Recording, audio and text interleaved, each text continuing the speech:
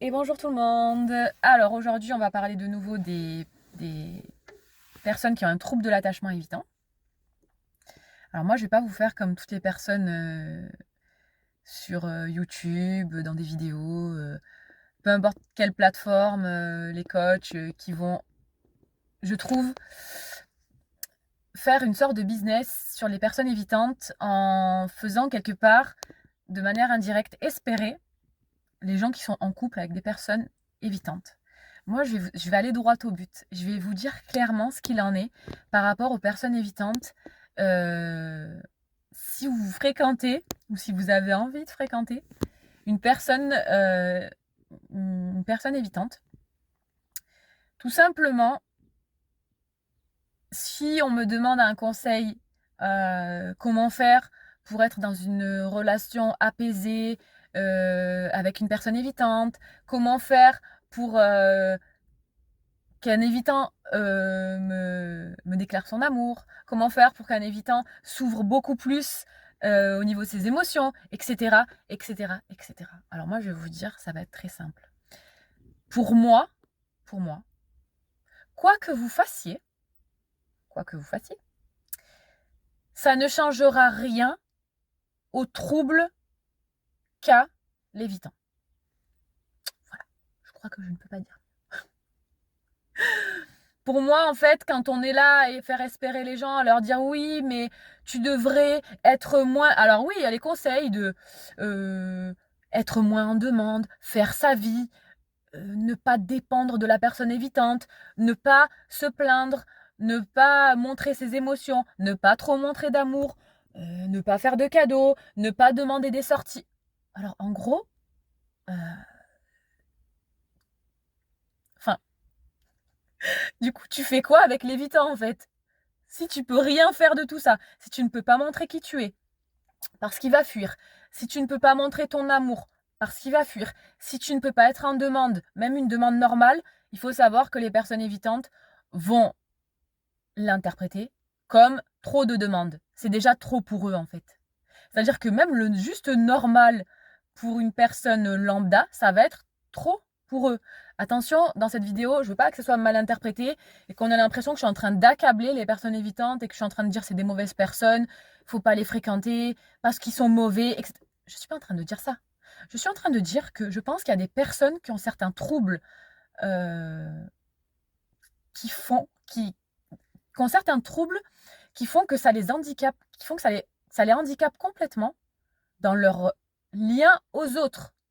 Alors, amicalement parlant, une personne évitante, c'est OK. Parce qu'il n'y a pas grand-chose qui se joue dans l'amitié. Ça va être OK. Ça va être des bons amis qui vont être très loyaux, qui vont être très intéressants, avec qui vous allez avoir des discussions profondes, avec qui vous allez pouvoir faire des choses. Mais à partir du moment où vous allez rentrer dans un côté sentimental, qui fait penser à un peu un couple, même si vous lui mettez pas la pression et que vous lui dites c'est ok, moi je ne t'inquiète pas, on fait comme tu sens, on reste en couple libre, il n'y a pas de problème. Mais même là, ça va pas, les gars, en fait. À un moment donné, il faut arrêter d'écouter les chaînes de oui, mais comportez-vous comme ci, comportez-vous comme ça, et vous verrez que l'évitant reviendra vers vous. Alors, alors déjà, même si le fait effectivement de prendre de la distance fait qu'il va revenir vers vous, c'est sûr. Parce qu'en fait, un évitant, quand vous lui lâchez la grappe, il sent plus aucune attente envers lui, donc il va revenir vers vous. Sauf que, en fait, c'est totalement toxique, ce lien-là. C'est totalement toxique. Ce n'est pas épanouissant pour vous, parce que même si vous êtes une personne... Alors déjà, pour moi, la majorité des personnes qui restent et qui supportent les personnes évitantes, qui supportent le trouble de la personne évitante, pour moi, dans la majorité des cas, c'est des personnes qui sont dans la dépendance affective. En tout cas, des personnes qui sont anxieuses. Donc, à partir de là, pour moi, il n'y a que ces personnes-là qui peuvent supporter de se faire rejeter tout le temps. Parce que c'est pas juste un rejet une fois et c'est ok. C'est on te rejette tout le temps. Tout le temps. Un coup, il revient vers toi, un coup, la personne évitante revient vers toi, puis elle fuit de nouveau, puis elle revient vers toi, puis elle fuit de nouveau, puis... Et même quand la personne en face ne montre pas forcément trop de manifestations d'amour parce qu'elle va tout garder en elle, mais dans tous les cas, elle va recevoir des miettes. Elle ne sera pas épanouie dans ce lien ni dans cette relation, si on peut appeler ça une relation. Parce que pour moi, le fait d'être avec un évitant, on peut même pas estimer que c'est une relation. Parce que ce qui fait que c'est une relation, c'est quand même d'avoir des moments ensemble. Alors oui, des fois, il peut y avoir quelques moments avec les personnes évitantes, hein. Sauf que c'est toujours des mini... euh, comment dire, des mini-choses en fait. C'est-à-dire que c'est des mini-moments. Oui, alors des fois, ça va être assez profond, ces moments-là. Mais après, vous pouvez être sûr que la personne, elle est totalement indisponible à vous. Émotionnellement, elle se ferme directement parce qu'elle se sent comme mise à nu en fait et qu'elle ne veut pas créer d'attachement avec les... En fait, elle veut pas...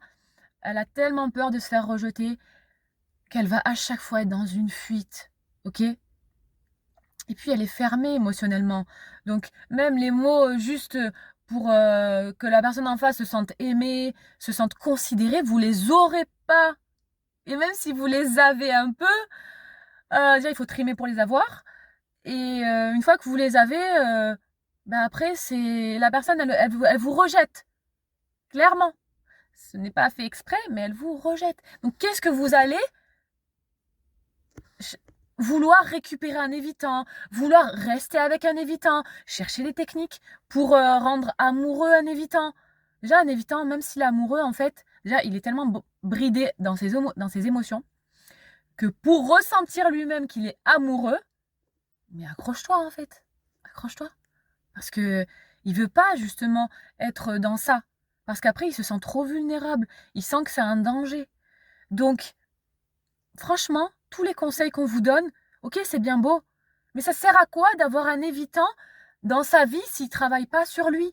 Vous ne serez jamais, jamais, jamais épanoui, malheureusement, avec une personne évitante. Tout simplement parce que tant qu'elle n'aura pas travaillé sur son trouble, je ferai une autre vidéo en fait sur ce que ça peut donner quand une personne commence à travailler, quand une personne évitante commence à prendre conscience de son trouble, à savoir qu'elle est évitante et à travailler sur elle. Je vous donnerai un peu ce qu'on peut espérer, sachant qu'il faut énormément de temps. Là, je vous parle pas de 2 ans, de 3 ans. Je vous parle de beaucoup, beaucoup de temps pour que la personne, elle puisse espérer un mieux déjà dans sa vie en tant qu'évitant. C'est malheureux, hein, mais c'est comme ça. C'est-à-dire que comme tout s'est joué dans l'enfance, dans son attachement, il y a une problématique à la base. Donc, bref, je vous ferai une vidéo sur ce sujet-là.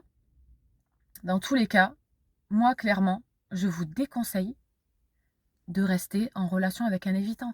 Et pour moi, la seule solution, ben, c'est de fuir. Voilà. Et franchement, un évitant qui veut votre bien et justement qui vous aime, il vous dira de fuir.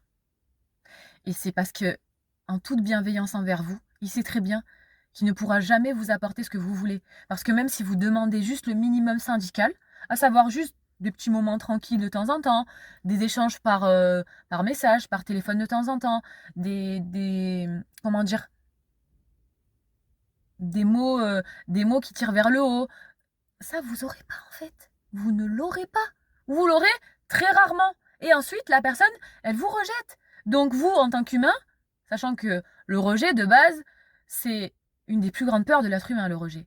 Donc vous allez vous faire rejeter tout le temps. Et les personnes qui sont dépendantes affectives, qui se font abandonner tout le temps et rejeter tout le temps, c'est une douleur. De toute manière, le rejet dans le cerveau, je crois que je l'ai dit dans ma précédente vidéo, le rejet est considéré par le cerveau. En tout cas, ça va activer les mêmes zones qu'une douleur physique. Est-ce que vous vous rendez compte? Donc, il faut avoir une sacrée dose de... Comment dire? Il faut avoir un schéma où on a toujours été dans la souffrance quand on était enfant et qu'on va à chaque fois rejouer ça et être tout le temps dans la souffrance avec la personne évitante.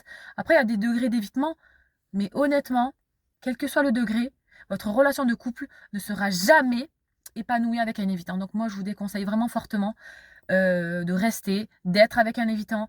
Travaillez sur vous, en fait. Cette personne, elle doit travailler sur elle pour pouvoir déjà elle-même se sentir bien avec elle-même et pouvoir accepter et recevoir l'amour de l'autre.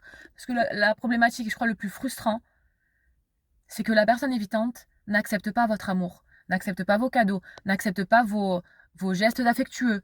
C'est, elle rejette l'amour de manière générale et tout ce qui s'y rapproche en fait. Donc forcément, même le fait de vous donner, elle n'accepte pas votre amour, elle rejette votre amour.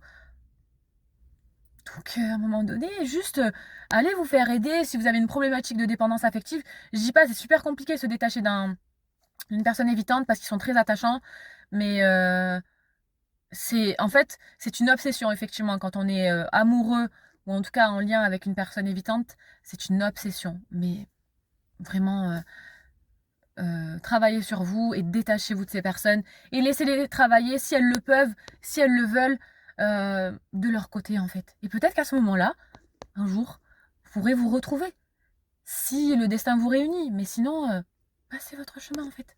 Vous avez vraiment d'autres personnes vraiment qui vont vous épanouir plus. Voilà. Bon allez, je vous dis salut et je vous dis à une prochaine vidéo et je vous souhaite d'être en paix.